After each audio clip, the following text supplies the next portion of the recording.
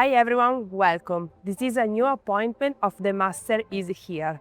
Today we are in Düsseldorf at Interpack where Domina meets industry. My name is Federica Giatti and I'm Compression Technologist at IMA Active Competence Center. In this appointment we will focus on new mechanical solutions in tablet manufacturing. Our first case study involved a challenging blend with fair flowability but also low compressibility, carrying a CAR index of 30%. This means instability in die feeding but also in target tablet weight. Across 66 trials, we understood that the real turning point wasn't only the feeder choices, but also in how we can control and adapt the dynamics feeding. Here it is where Dynamicam completely changed the rule.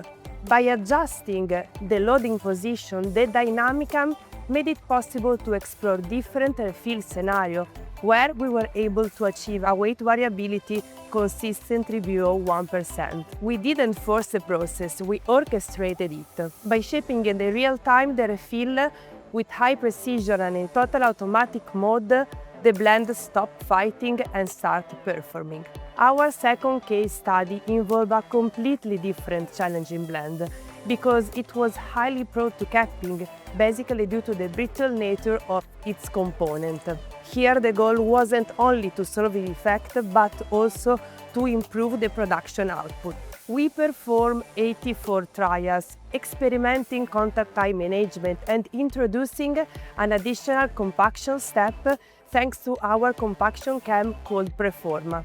The result was striking. We didn't only solve the defect, but also we had the chance to speed up the machine up to 90 RPM. If we put the two case studies together, a clear message stands out. Whether the challenge is flowability, compressibility or structural integrity, a deeper understanding of the process with target technological choices allow for not only solve the defect, but to expand the process at its best. These are more than performance metrics. The result clearly shows us how we can convert historical challenge into opportunities for quality, precision and speed.